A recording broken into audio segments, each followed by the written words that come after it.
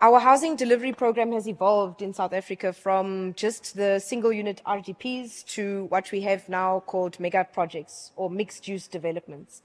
And it's really a way to, one, incentivize the private sector where they bring land that is still owned by themselves. So we do have a challenge of land that is both owned by private sector but also owned by the public sector.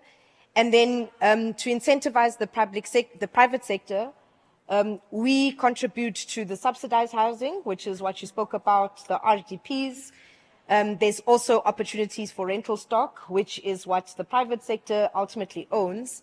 And then thirdly is the bonded houses or houses that are funded by the capital markets. And in mixed-use developments, we are able to cater for the different demographics in terms of earning. Yeah. But also we're able to develop housing at scale. So whereas one development would be about 5,000 houses, you have multi-mega projects that are multi-use, but they can give you a yield of between 15 to 18,000 units and mixed use. I think the biggest challenge that we have is that as a country post-COVID, the construction sector has not yet recovered. It's one of the sectors that were badly hit during COVID, and it's one of the sectors that still struggle to recover. A lot has to do with the fact that construction implements, we export them.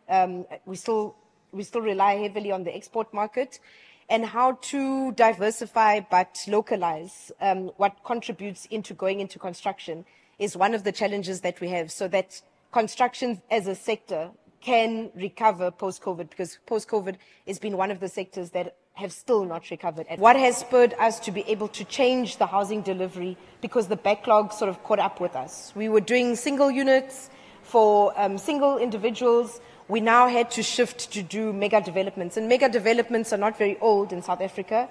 They're they're less than 10 years old.